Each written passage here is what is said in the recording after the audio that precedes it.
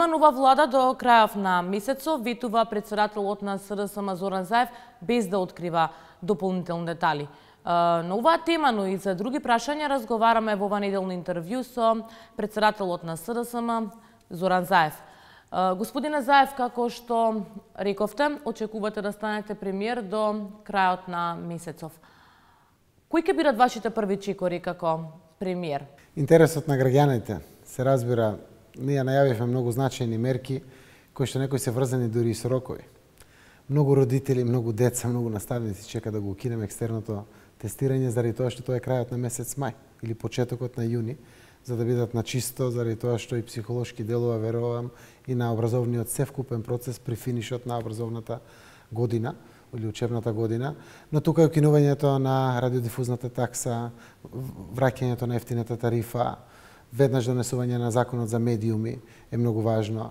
Одредени социјални мерки кои што ги ветивме се возможни без било какви промени на буџетот веднаш како законски решенија.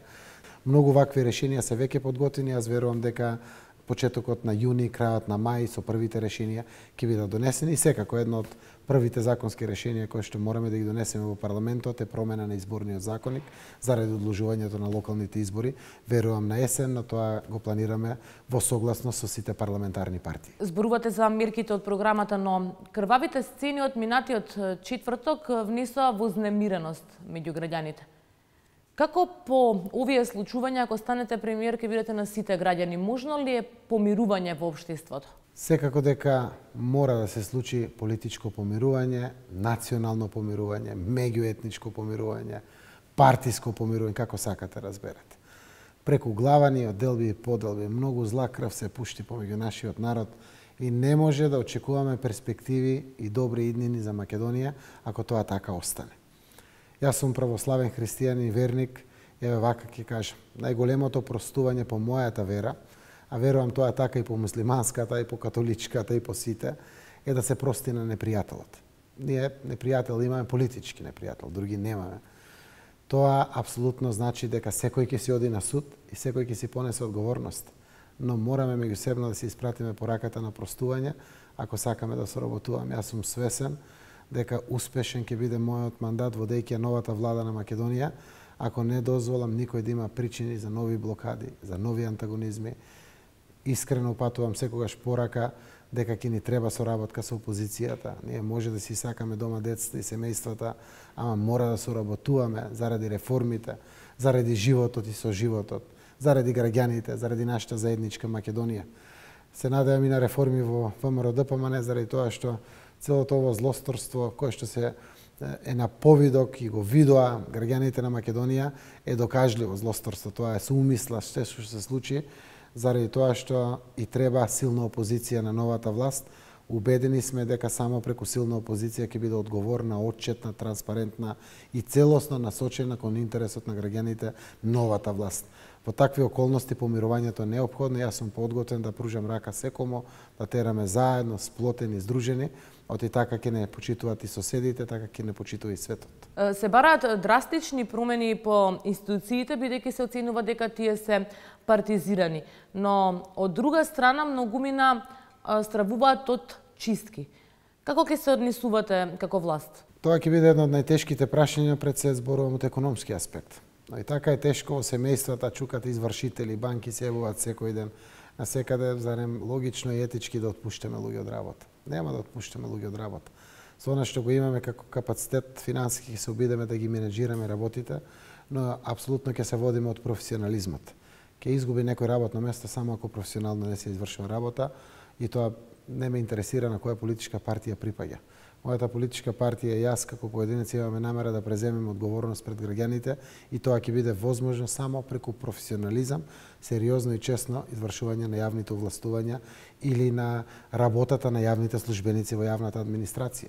Ќе се случи можеби некогаш намалување на јавната администрација, но тоа ќе биде возможно кога ќе зајакне приватниот сектор.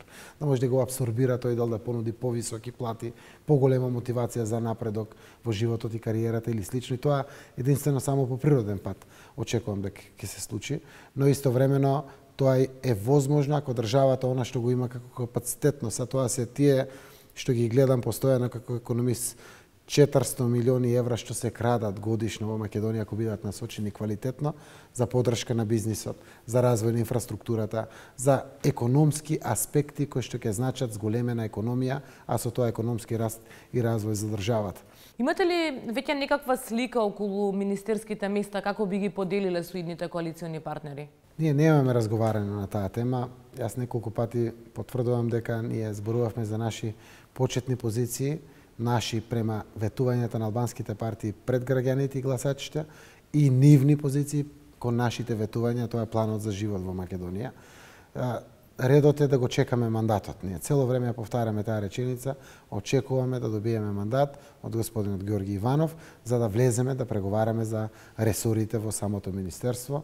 Јас едно знам, ми требаат квалитетни луѓе кои што граѓаните им веруваат и кои што се спремни да ги засукат ракавите и да сработат во еден 4-годишен мандат за интересот на граѓаните. Очекувам позитивни луѓе и од мојата партија, и од коалицијата во која што сме, а и од идните партнери од албанските политички партии, кои што се спремни на вистина да се впрегнат и да одработат јуначки за интересите на сите граѓани и на нашата Македонија. Значи, се уште не сте стигнале до тоа да разговарате за имиња за министерски позиции? Далеко сме, ние немаме ни ресори разговарано кој каде би презел одговорност во распределбата на ресорите.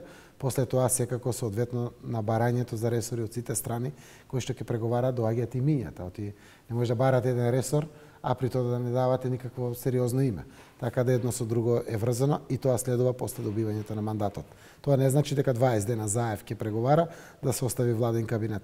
Јас очекувам дека за 10 па дури помалку 10 дена ќе успееме да ја формираме владата за да ја предложиме до парламентот. Господине Заев, имаше многу варијанти во јавноста за наводни средби меѓу вас и председателот на ВМРО ДПМН Никола Груевски. Кога сте се виделе последен пат и што беше тема на разговор? Ние со Груевски не сме имале средби. Последната комуникација беше за време на кампањата, во текот на целата кампања и вклучително последен разговор беше во телефонска комуникација на денот на молкот во саботата, каде што на вистина одговорно двајцата презедовме чекори да споделиме одговорност, секој во својот сегмент да гарантира регуларност и кредибилност на изборите. И, фала Богу, се случи да имаме кредибилни и регуларни избори. Дали ако се департизира судството, правосудството, практично ќе има потреба од специјалното јавно обвинителство според вас? Специјалното јавно обвинителство е формирано со консензус на сите партии и сите пратеници во парламентот. И тоа има своја намена и потреба за функционирање, обстојување и завршување за тоа што е формирано. Јас сум убеден и сакам тоа да се ја заврши работата за која што е формирано. Што значи да истражи се што е поврзано и што произлегува од незаконското прислушување. Ако има докази, да процесуира истраги и обвиненија. Ако нема, завршуваат истрагите тука. Тоа е она што го очекувам.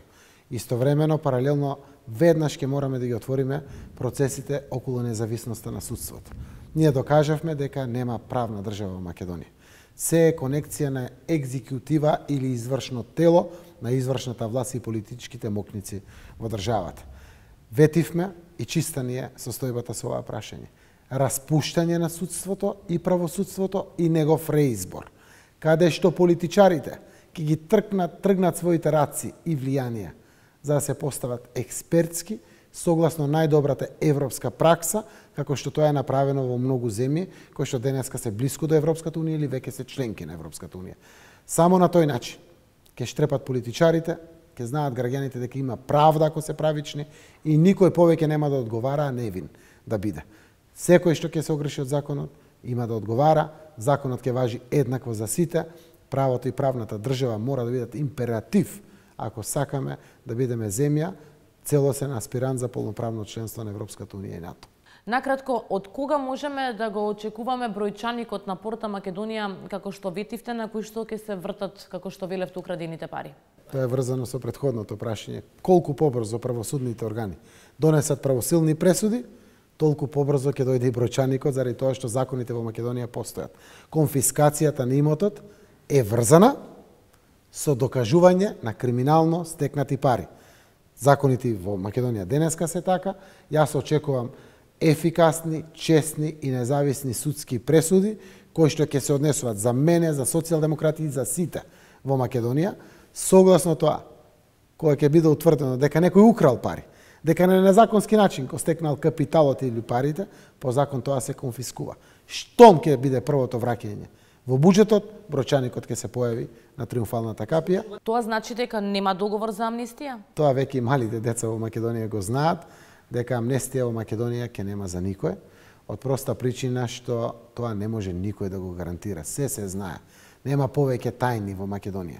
Ако беше за амнестија, тајни преговарања, договарања, до сега ќе заборавевме на политички кризи, ќе се променеше власта и ќе беше поинаку, ама ќе немавме правдата и правната држава. Вашите противници ве обвинуваат дека крајната цел на вашето доаѓање на власт е практично промена на името. Господине Заев, подготвени ли сте за преговори за прашањето за името со цел Македонија да стане членка на НАТО? Јас сум подготвен да разговарам со нашиот јужен сусед, кој што има проблем со нашето име. И тоа е многу нефер однос на еден сосед кон Македонија. Но нашиот став е јасен. Одлуките ќе ги носиме заедно со опозицијата, а ќе бидат конечни на референдум кој што ќе го гласат граѓаните на Република Македонија. Стравувате ли од поголемо руско вмешување во Македонија за да се спречи македонската интеграција во евроатлантските структури? Секогаш сум упатувал пораки и повторно ќе ги повторам, ние сакаме соработки со сите, вклучително и со Руската Федерација. Но алтернатива за Македонија освен полноправно членство во НАТО и Европската Унија нема. Тоа е перспективата на Македонија. Но сакам да видам повеќе земјоделски производи од Македонија во Москва, во Петерсбург и насекаде, како што сакам да видам газ, нафта, руски овде во Македонија. Немаме проблем со таа работа. Да соработуваме и на областа на културата, образованието, спортот или слично, како што две пријателски земји треба да соработуваат. Но знаат и пријателите од Русија дека на целиот Западен Балкан, така и на Македонија, местото е во членство во НАТО и во Европската Унија. Ви благодарам на одвоеното време. Благодарам и на вас. Тоа беше се во неделното интервју на Радио Слободна Европа. Довидување до следната недела.